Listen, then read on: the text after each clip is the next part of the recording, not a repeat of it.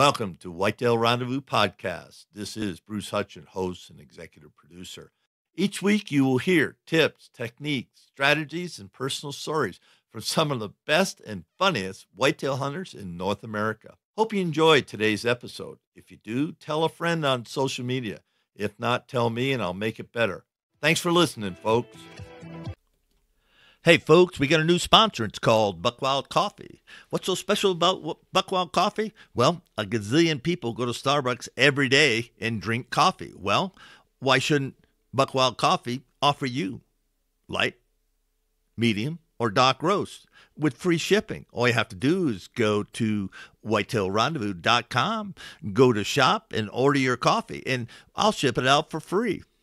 Hey, thanks so much for visiting Buckwild Coffee. The best brew in the West, the best brew around the campfire, the best brew in the hunting shack, the best brew anywhere. Buckwild Coffee. Get yours today.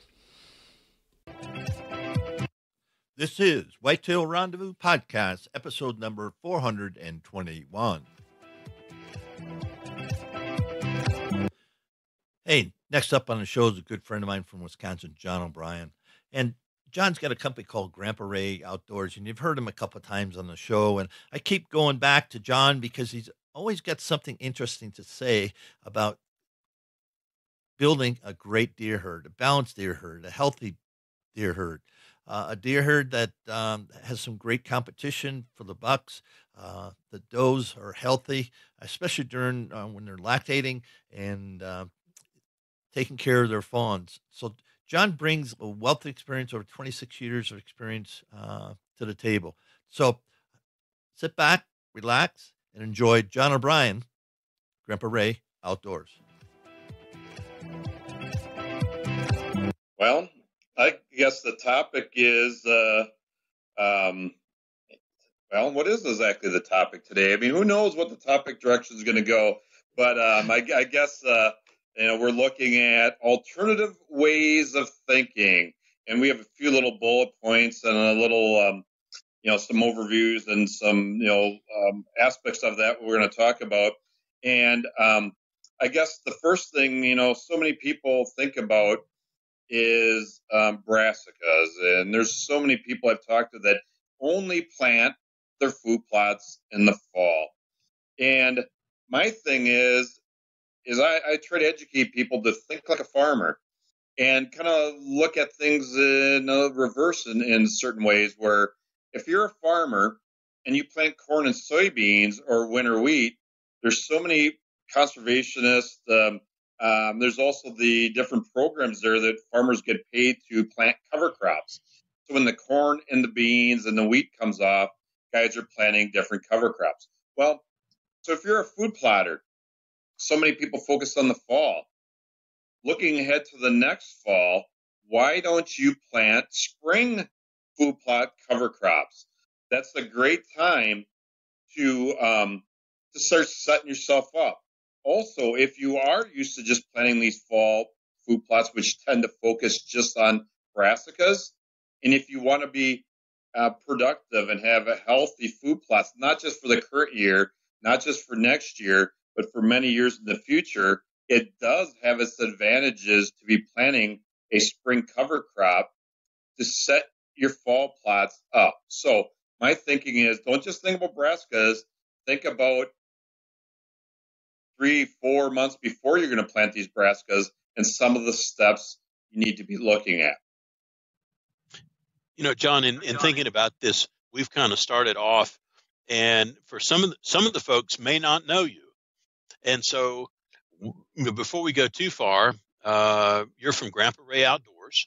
And why don't you tell them a little bit about what you do and who you serve and how they can connect with you, and then we'll move on to the next topic. Yeah, I've been doing the industry for, I guess it's 26 years now, doing animal nutrition, wildlife, seed, cover crops. Grandpa Ray Outdoors is a branch of O'Brien Yeager Services. And we have a dealer chain set up where I think we're up to like 60 dealers across the United States, starting with Wisconsin, moving outward. Have an online business that we're dealing with people all over the United States. I do a number of seminars I've done seminars in Indiana, Pennsylvania. We'll be looking at doing more outside of Wisconsin. Was a featured speaker at the Wisconsin Deer and Turkey Expo, the Wisconsin Bow Hunters Association, as well as the Monkey Journal Sentinel Sports Show. And then I also did, I think, another 15 seminars this year. So we started a seed company, not just to put seed on a shelf, but to educate people and I named the business after my Grandpa Ray. And so we're doing a lot of things to help raise money for worthy causes like the Outdoor Heritage Education Center. Our focus is on our youth and our future. So, yep, we sell seed, we sell nutrition products, but first and foremost, we're an education company. Super. And then, so if somebody's listening and they want to reach out to you, go to grandparaidoutdoors.com. Yeah, www.grandparaidoutdoors.com is the website. Email address, we did make a slight change here. It's grandparays365@gmail.com. So GRANDPARAYS 365@gmail.com. And then also I'm on Facebook, Grandpa Outdoors on Facebook. And we're also Twittering and using Instagram. And we also have a YouTube channel. So if you Google or go on YouTube and plug in Grandpa Outdoors, there's probably 40, 45 videos on there right now, which also offer a lot of useful, helpful, practical tips. Excellent. I appreciate that, John. So we'll circle back. One question. Oh, go ahead, Bruce. Yeah, and I wanted you to mention your monthly newsletter, John. Yeah, and I also have a program membership for $20 a year. You get 10% off all your orders through dealers or online. You get a monthly newsletter where I'm sharing on the 15th of every month a bunch of different tips. Usually we're covering stuff that I won't share on social media because even though I am doing a lot on social media, I don't want to educate the whole world on some of the stuff. Plus, we're also doing a lot of experimental mixes, a lot of stuff that that we will talk about. And so, and there's some other little benefits where I run little hot deals and specials and things like that you have to be a program member to be able to receive. Thanks, John. So back to you, John. Go ahead, and where were we? Brassicas? Yeah, well, thinking beyond Brassica. So I did mention that, where people usually start, of course, is, taking a soil test. I really encourage everybody I work with to take a soil test. Without having a soil test, how do you know what to fertilize with? And again, and this we'll touch on a little bit later too on fall fertilizations of perennials, is I'm seeing about 90% of my soil tests that I'm getting back throughout the United States, guys being short on potassium. So I touched on, thinking about putting cover crops down in the spring. And again, it also is a great time to be putting your lime, your egg lime, your pellet lime down in the spring, thinking ahead to the fall versus, hey, I need lime. I took a soil test, but I got a plant here in a couple of weeks. It needs up to 6 months for this lime to effectively work. So, spring, is a great time to get the soil test taken. If you need lime, need your pH raised, get that taken care of.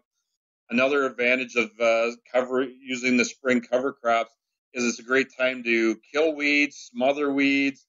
You could be fixating nitrogen. You could also be building organic matter to help incorporate into the ground, especially for these guys that got lighter ground, sandy ground. It's a great time to be working on those aspects, in preparation for, the August, September Brassica type plantings. We're getting a lot of questions, John, from some of the listeners, and they'll have a situation where they've got a smaller plot of ground and there's a lot of ag crops around them. And it's, we're competing with the ag crops and the other farms to bring deer to their smaller plot. If that was your problem, what would you do to take and bring the mature deer to your piece? Well, yeah, great little topic. And so many people in the industry would say, well, let's just plant your own soybeans in that. That isn't necessarily the way I would go about it. For example, one of the properties that is featured in some of the popular hunting magazines have shot pictures out there. Some really nice deer on my website were shot on this property. That's why I always ask, what is the neighbors planning, not just in general, but this year? Because right across the fence line on this property, the guy is planting a lot of soybeans. So why would my client want to put a lot of soybeans on his property? What we're going to be doing is taking advantage of the neighbor. Those beans are going to start drying down in early September. We're focusing on this year in that area there, more of the perennials, the alfalfa base, clovers. We're also be focusing more on winter feed in that area, as well as having some really lush, like my fall draw that the deer will be coming into during that first couple weeks of bow season. So it's an alternative way of thinking. So if the neighbors are planting all the corn and beans, and if that's mainly what they got, and they don't have too much for hay fields, alfalfa fields, clover fields, I don't know why we'd want to focus on those areas. We want to let the neighbors feed those deer during the months, leading up to hunting season. But then when that time of year comes around where hunting season starts, we want to have those forages on our property that's really desirable to the deer, because they're not going to be still hanging out eating, the dried down beans and the alfalfa, and the corn, if you got these great early season alternatives for your food plots. And then again, let's just say if it's like next year, my customer, his neighbor, that's mainly going to be corn adjacent to his property because they're flip-flopping corn and beans. You know what? We will come back in with some more soybeans next year. So again, every situation is different based on what questions I ask, based on what my clients tell me their neighbors are doing. But as a general rule of thumb, I want to have about a third of my property into the perennials, being clovers and alfalfas. I want a third of my property being focused on the brassicas, which would also include an overlooked area, which would be your winter bulbs, being rutabaga, turnips, could be radishes, swedes, sugar beets, fodder beets. And then that last third, depending on how much acreage you got. If it's a guy that's only got a half an acre, maybe an acre and a half of food plots, I wouldn't be focusing on the corn and beans, because the corn and beans, there's not enough to feed that many deer on your property and hold them. I'd be focusing more, I call it like a flex acre. So that third of your property could be a blend. Like I got a couple different options we're doing where it might have soybeans, canna maize, which is a type of Canadian corn, sunflowers, could have some WGF grain, sorghum, could be a blend of those species, which also will reduce the chance that the deer are just going to hammer down that small plot of soybeans that you have on your property for those guys that have limited acreage. Bruce, you got any thoughts on that from some of the questions we've been getting? John, when do you set up your plan? A lot of people, they say, well, my neighbor said to do this. And I've been telling people, set up your own plan so you know what's going to go in the spring, summer, fall, and then winter. And then you can rotate that on any given year depending on what your neighbor does. So let's just talk a little about your plan, because everybody should have one. It shouldn't be, I'm going to plant this without any rhyme or reason. Yeah, just like with the most farmers nowadays, they're practicing crop rotation. I'm a huge advocate for plot rotation. When's a good time?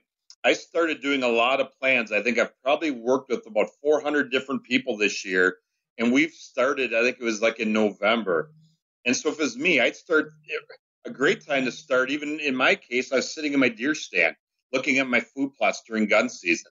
I'm thinking, okay, what am I going to want to do next year? That might be a great time for the audience to be considering their next year's plan. But when I am doing a hard copy for people and I'm putting down in what field, what to plant, how much to plant, what fertilizers to plant to use, I'm also trying to get people to think not just that year, but down the line, because what you plant can affect what's going to grow effectively next year. Also, our fertilizations can also affect now and into the future.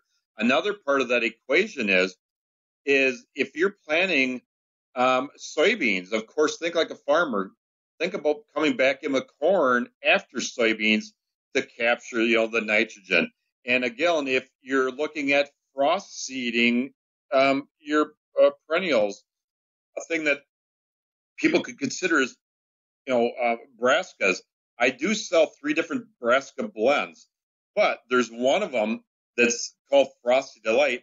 It's a great mix for setting yourself up for in an area where you're going to be frost seeding the following year. So, and that's part of my why a lot of people turn to me is I give them the advice. I give them some thoughts on, hey, this is what I would do this year, but also we'll walk them through what we want to be doing for next year.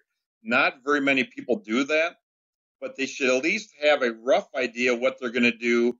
And then again, Mother Nature seems to always come into play, especially this year in Wisconsin, where at least you got some flexibility that, like I mentioned, the term flex acres. So, for example, in Wisconsin, there's so many guys that aren't able to get their corn and soybeans planted yet. What happens if they can't get their corn and soybeans planted by like June 15th? You know what? We got options. There's a couple of those things we will talk about shortly here. So have a plan, but also be prepared to have a good backup plan. Thanks for that, John. I've got a quick question here. I'm thinking of my piece of property that I have in Tennessee, and let's say there's an old roadbed that I want to take and turn into a food plot. And like many of the old roadbeds, they're somewhat sheltered or shaded by the surrounding trees. And then I think about if you're taking a soil sample, I mean, the thing could be a half a mile long or longer.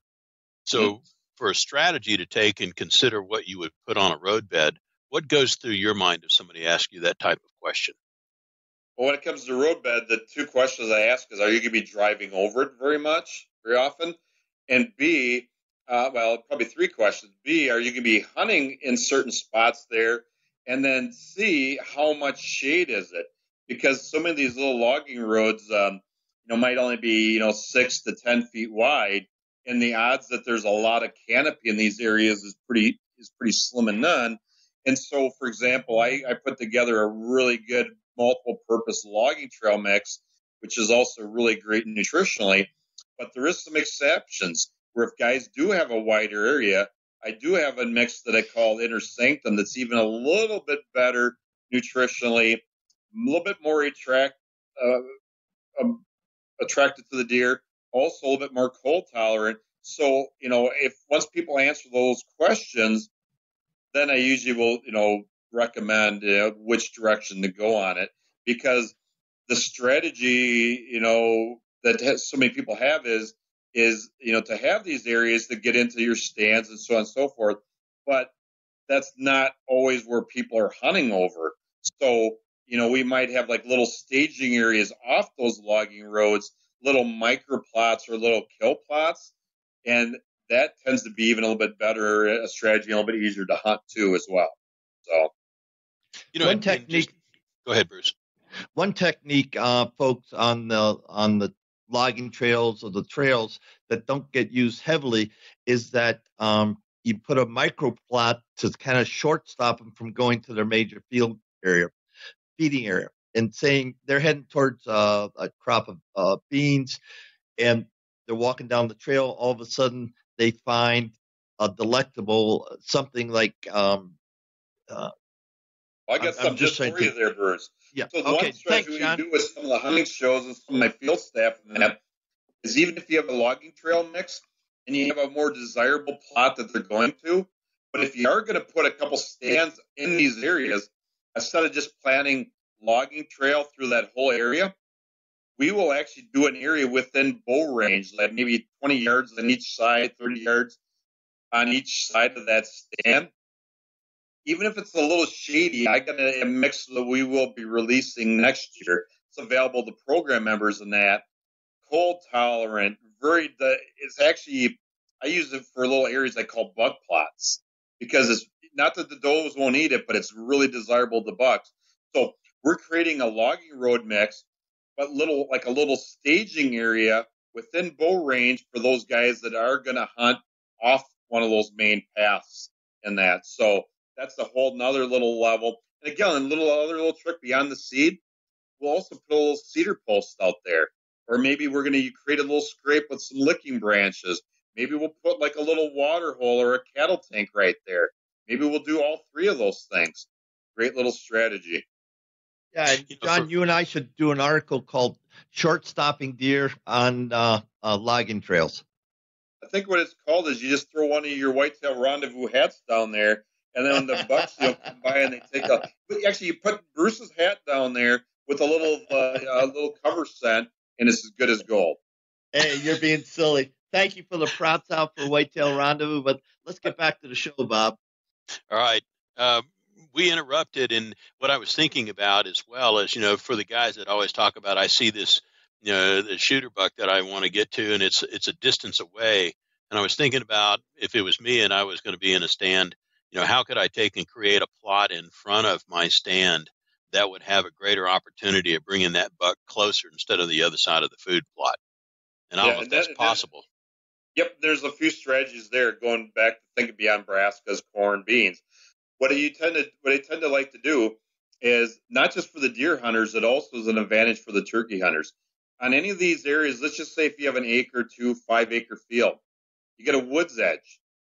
These plots tend to be right, on the woods edges or small little fields, out from your woodsy areas. We want to create a scrape line, and it could be 10 yards wide, could be 20, could be 30.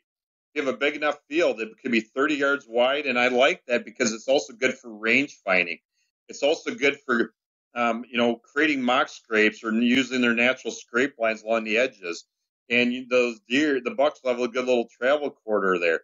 And what people will tend to do, and I have people do them, is like I said, put a little do the mock scrapes, licking branches. You can put a cedar post out there in front of or just slightly off from the front of your bow stand there. There's other people that are using like hemp ropes and other little tricks there to, to make that area communicate almost like a party line, like the old party line telephone system where those bucks, even the does you'll see, using those areas and they're communicating. You're setting those, you're going to, get those out now. And, those deer are going to be starting to use those areas. And every little thing you can do, have the scrape lines, have the cedar poles, have a little water tank or a little water hole there. And again, we want to have the perennial clovers on the edge. And then what you'll tend to do is just a little bit farther out, we're going to have what the deer are going to want to eat like in September, October. And then if you're going to also do another Brassica blend, more with the winter bulbs or the more cold tolerant, I'll move it farther out in the field from there where you're going to be, where you'll be able to reach them if you do have gun stands and that. So bring the clovers closest to the edges. And they're also tend to be more shade tolerant.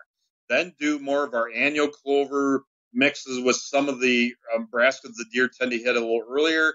And then more of the winter bulbs and frigid Winfred brassicas and kales farther out from the stand.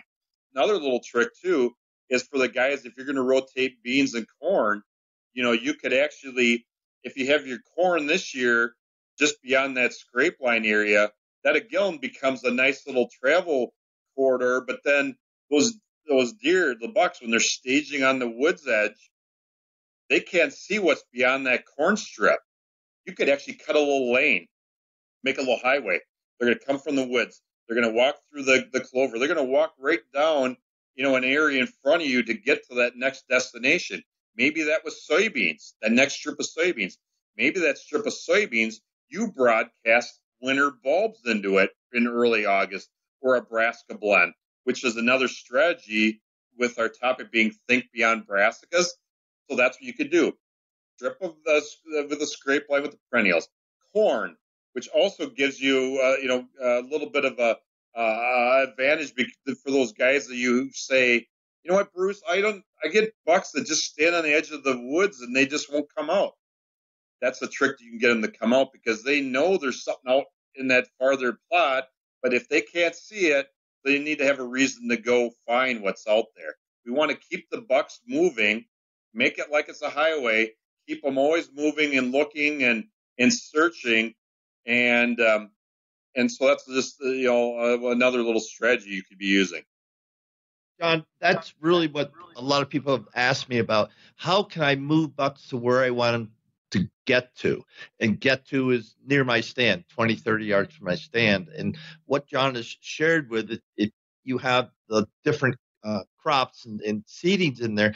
Then you have a strip of corn, but in the middle of the corn, you might put beans or something, and the deer or the bucks will feel comfortable walking between those two rows of corn. Why? Because they're hidden. They feel safe and secure. So if you're going to do any of these pathways, make sure the bucks are going to feel safe and secure, and you'll have a lot more activity. Yep, and there's another couple tricks too. Besides corn, for the guys that we talked about don't have the acreage to do it, I use screening. So many people talk about using screening just to get in and out of your stands. We also use screening for some other purposes. Again, I'm thinking beyond the Brassicas. I like using screening. If you got a neighbor that hunts your fence line, put a block of my screening mix, which is a 4-way mix that also gives you some emergency winter feed there. Got the Egyptian wheats, the sorghums. I got some WGF grain sorghum for when it gets to be January, February, and there's not much else to eat. They'll pick through it, but we'll block the fence line so the neighbor can't be either shooting on your property or we're going to. Whitetail Rendezvous is pleased to announce a partnership with GoHunt.com. Who's GoHunt.com? Well, if you're a DIY hunter, you need the information at GoHunt.com/insider. Why? Because it provides 4,200 profiles, every unit, every species, and every season. Furthermore, they give in-depth analysis, interactive maps, unit access, and seasonal trends. Draw odds are very important, and they give you the most accurate information in the business. All this is available when you go to GoHunt.com/insider. Make sure you use promo code WR when you join Insider. You'll get a $50 gift card for GoHunt.com Gear Shop. All in all, if you're hunting out west in 2018, GoHunt.com Insider is where you need to be to get all the research information. When you use promo code WR, Whitetail Rendezvous receives a small commission from GoHunt.com. Keep the deer from traveling right on that fence line. Another thing you can do, you could have that clover perennial mix along the edge, and we could do a strip, even if it's only 10 feet wide, all the way around your plot, especially if it's like if you don't even have a field edge. Let's just say if you have like an inner field plot, like in an open area, we'll go around that whole plot using my fortress mix. And then what we'll do is we'll figure out where you're going to put your stand. Then we'll try to limit. So instead of the deer walking in randomly, 6 spots, 10 spots, different trails into that field, we'll reduce it.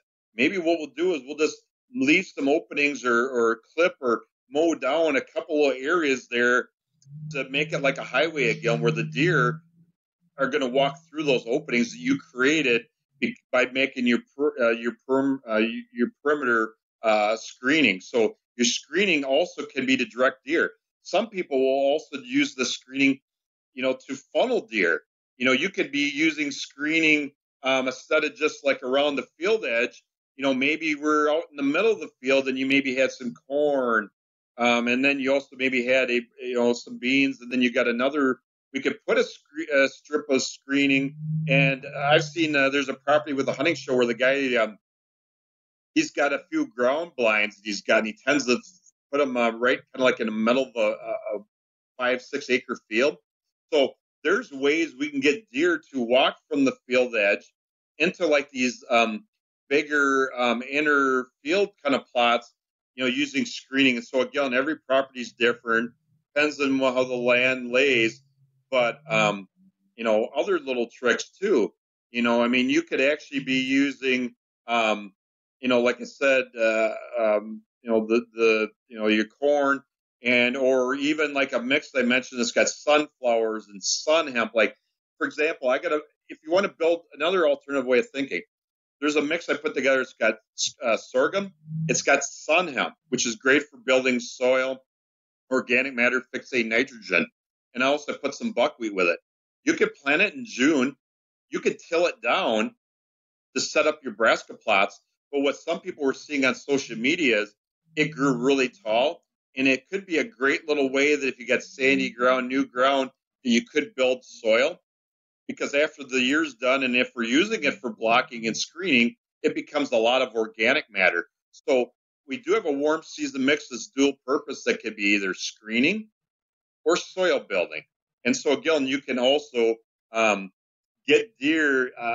In my education plot, we had a lot of really nice buck pictures that we had because of this fast grow product that we put out there just to show people as a good little soil builder that happened to be a really good draw because sun hemp is really really palatable to deer, and they just felt secure picking through it. And as we got enough height there, it became a kind of like a good little sanctuary for them. So, and again, another little thing too, some people will run switchgrass or native grasses either along the edging or even make a blocking. If you got a bigger field, and then put your food plots inside that, and then just make 2 or 3 or 4 openings where they walk through that little doorway to get into your little secluded sanctuary type plot. Thanks for that, John. That's a bunch. I'm sitting here thinking about the listener that's going like, wow, I've got a fairly complex piece of ground, or I don't quite know what to do. So if they were to take in and be able to talk with you about their piece of ground using Google Earth, could you make those kinds of recommendations and opinions by looking at a potential hunting area just from Google Earth? Yeah, I use Google Earth. I also use HuntStand app, and people they use HuntStand, and there's some other apps out there too, but they can put on there where's their stands. I can look at it. So I do that as part of my plans that I offer for people. I charge for doing that. I also can go out on properties throughout the United States and even get my foot on the ground to give them little plans and that too. So, but with the soil test and with the technology we got with the aerial maps on that, I can do pretty darn good for most people to map out. Here's what I would plant. I can measure these areas as well. I can take a little picture for some people and show them, hey, this is the block where I want you to plant this mix. This is how much seed you need to plant there of this type of seed. And also, when they do the soil test, this is how many pounds of this particular fertilizer I recommend to plant on that. So people get a nice detailed little plan. I keep a record of it. And then I also can help set it up for down the line. So I don't charge a ridiculous amount of money to do that. That's part of the service that I do offer. And again, I probably did almost 400 of those for different people this year. So if it seems like it's a little much for people, I have a little questionnaire that I send to everybody. I find out what kind of equipment they got. I find out quite a bit of information, and then I can give great answers based on as much stuff as they can share with me. Excellent. Yeah, it's attractive to think you could get a plan to drive the deer or hold the deer. And so, in looking at the screen, did we already go into overseeding? Did we already talk about that? No, and you got a good picture. Yeah, we got a good picture of that. Oh, let me see if I can get to that. Is that the one you want, John? Yeah, it'd be the other one with that one there. We could talk about too. So just leave it there a second. There's the one. Okay, so there's that picture right there is of soybeans. Different strategy that I use. I work with a lot of guys that have a lot of deer numbers, and most people in general want to see more deer on your property. The industry tends to say, let's plant forage beans, let's plant this bean, XYZ bean. But yet, to hold deer on your property, to feed deer close to 365 days a year, once it gets to be January, February, hardly anybody has enough feed on their property.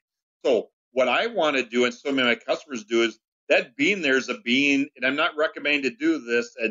I planted that bean on July 1st last year just because Mother Nature, and I wanted it was experimental. But for those, it's a bean you can plant anytime. It's conventional. It's a blend of a medium and medium tall bean, but it's designed to drop leaves earlier.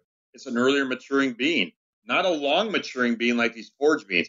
The advantage is we'll go out there in early August. We'll overseed winter bulbs and brassicas because you're going to be getting rid of that canopy quicker. That'll allow more time to get more growth from these brassicas. So that is one strategy. So instead of just planting beans and when they're wiped down, there's nothing there, or if you got pod beans, and then when those pod beans are gone in October, November, and you have bare ground, and it's maybe you're doing late gun season or late season bow hunting, those deer might be on your neighbors. I want to keep them on your land. Plus, I also want to have January, February feed. So that's one strategy. Use a deer blend like I have that's designed to dry down fast. Okay? And then if you want to just go to the next screen, I'll show you another little strategy. And that was the one with the corn where it shows clover. Again, you could, depends on when you spray your corn for Roundup, or if you are using Roundup, you could go back that same day that you sprayed your Roundup. Let's just say it's now, late May, early June. You could spin either annual clovers, perennial clovers out in your corn. And again, you're fixating nitrogen, looking ahead to the future. When that corn dries down, you also got another reason to keep deer on your property. Even if the deer don't eat that much of that clover, you know what? You're fixating nitrogen, which is saving you money for next year. Maybe if you're using a perennial clover blend, that's going to regrow next spring.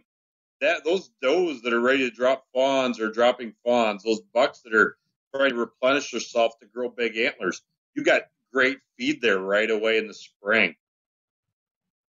Excuse me. So that's a strategy that there's a study done by the University of Wisconsin a couple of years ago that showed up to, they were showing benefits. If you're seeing up to 10, 15 bushel response when you plant corn after legumes. But this is a strategy that they're looking at as a cover crop that you're planting either in June or maybe you can go out in early August, middle of August, and broadcast that seed. Let Mother Nature do the job. And again, it gives you, more than just feed for deer. It's good for the pocketbook and it's good for the future. It's good for holding soil. It's a good conservation practice as well. So we've got the overseed and we've got the clover on the corn. What are we going to talk about next? Well, there's a couple other options too. Then besides, the plain Brassica type blends. With ground, for a new plot or even a guy that's just typically planting in the fall, I mentioned you could be putting a sprig cover crop like my soil builder mix. You could be using an annual clover plow down. You could be just putting straight oats out there in the spring, till it down, and then you go back and plant your brassicas in the fall. Another little strategy that we used and showed at the education plot. You could be using a soil builder. You could be using buckwheat. We could be using oats, whatever you decide to plant in the spring. What I had is my soil builder mix, which had annual clovers. So you're seeing some clovers there in the corn. What we did is we clipped that mix short to the ground. Normally, we don't want to clip any shorter than 6 inches. I clipped it almost to the ground to stunt these annual clovers. We broadcast seed that same day. I ran over top of it with a roller to get a little better seed to soil contact. And so it basically became like no-till fall brassica food plotting. So that's another alternative strategy that most people don't think about is plant something in the spring.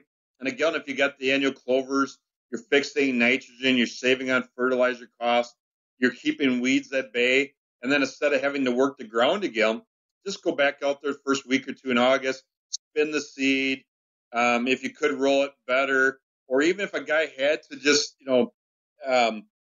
wanted to work the ground just a little bit, you could just spin that seed and just lightly go across with a little harrow or drag or whatever. And even though you might rough up and kind of cause a little stress on some of those clovers, they're going to come back for the most part. And then you're going to have a mix with annual clovers, brassicas, and those deer are really going to be drawn in there that first week or 2 or 3 of bow season. So that's another alternative way of thinking for setting yourself up for these fall brassica plots. As we're talking, there's one more picture that I thought was interesting, and I was not sure exactly what I was looking at. Let's dive into this one. Yeah, here for those, there is a certain amount of people that want to plant and get everything done early. So for those guys that wanted to put stuff in the ground late May, early June, what I mean by stuff is your brassicas. If you're planting turnips in June, they're going to get over mature and woody. The deer aren't going to want to eat them. You plant radishes early, it's the same way. They mature quick. So this is a mix I put together that has slow growing bulbs. It's got Swedes, which are a big bulb that takes up to 150 days to mature. It's got rutabagas, which look just like a turnip, but bigger, sweeter, need about 100 days to mature. It's got fodder beets. Looks like a radish, but same kind of color, same kind of leaf there. You can see that red kind of appearance there.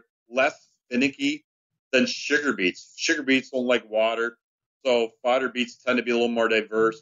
And then I also got some forbs in there. I got some chicory and plantain, which the deer like. They love it. So it's a mix that you can be planting in June, and you're not going to have to worry about these brassicas being planted too early. So that's another alternative. I've never seen anything like that done in the industry. We test everything for a year or two in advance. I've had some people say, geez, that just did great in my property. It's also really drought tolerant, that mix. Great nutritionally on the minerals. Loosens the soil, which sets yourself up for the future. So that's a bulb mix, a brassica mix that you could plant early. How early, John? About the last week in May through June, depending on your location.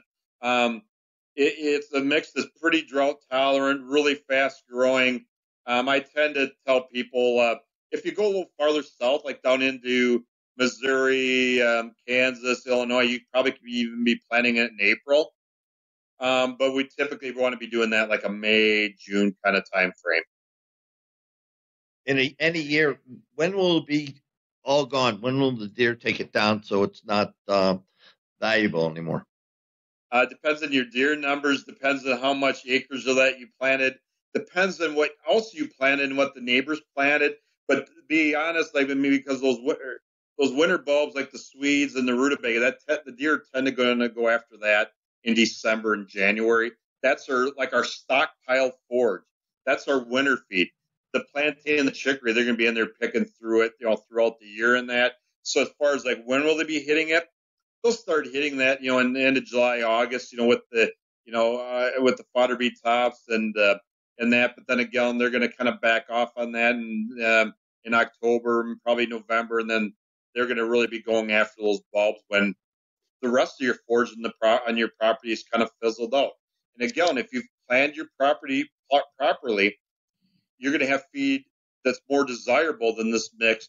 You're going to have the alfalfas and clovers they're going to be eating.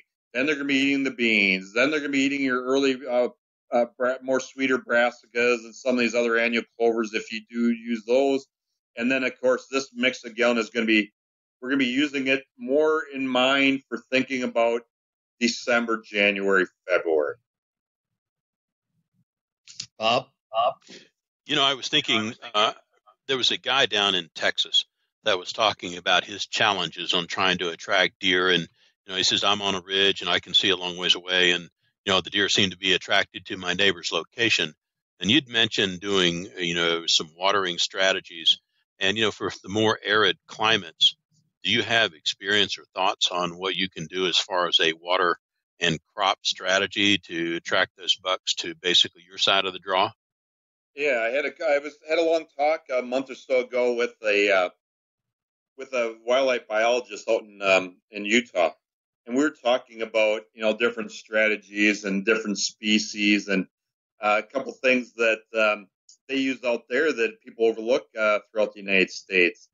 So that's why I like to get as much information on a property as possible. So many people might say, you know what, I got ditches, I got a pond, can't have too much water. Who's got too much water? So it starts with this. It starts with a soil test. It starts with the proper fertilization, having healthy soil.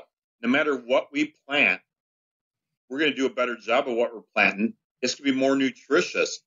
So, and then if you have water, if the neighbor's got water and you don't have water, you got good feed, he's got good feed, he's got the water, that's where the deer are going to be. They need water. I mean, that's the most important thing. And again, creating scrape lines, licking branches, having, every little thing you do in addition to what you've been doing is going to tilt the table in your success. There's no such thing as doing too many things. But yet, some people might say, well, could you plant too many acres of food plots? Not sure I would say that, but there's a better way to lay them out. For example, if your neighbor's got, the deer tend to be more on your neighbors, ask yourself, well, what is he doing that you're not doing? What does he have that you don't have? And so even if he has desirable forages, very similar to what you got, if you have the proper pH, you're doing the right fertilizations, you're doing the proper timing of clippings on your perennials, you got water tanks, water holes. If it's legal, you're using minerals and attractants. But yet, another thing that people overlook, plant health, micronutrients, insects. So if you have healthy forages, they tend to not attract insects as much. If you get insect pressure, your forages are going to be better. They're going to be at your neighbors if your neighbors don't have the insect pressure that you have. Another strategy, for $5 to $10 an acre, use foliar plant foods. It's got the nitrogen, the phosphorus, potassium. It's got manganese. It's got zinc. It's got copper, cobalt, boron. I also use humics. Most progressive farmers use micronutrients. Most food plotters don't. Why is that? That's a great question to ask you. Why don't you use micronutrients? If it's $5 to $10 an acre, if you end up getting about $80, $100 more value of growth, that's a great return. What happens if you can draw deer to where you want them to be because the plants are healthy, because they're higher in protein, they're more nutritious, but they're higher in sugar? And that's something I talk about all the time. No matter what you do, no matter what you plant, use ammonium sulfate to jack your sugars up. Use the right fertilizations and the right to jack your sugars up. And so stay tuned. For those of you that end up following me on social media, my education plot, we'll be demonstrating, we'll be taking a lot of different forage tests again this year, but we also will be using a bricks, providing bricks readings, using a refractometer, where people will see what happens if I spray half of each block of forages with plant foods. The other half I don't. I've done this and proved this in the past, but now I got to prove it to more people in the public with a scientific demonstration.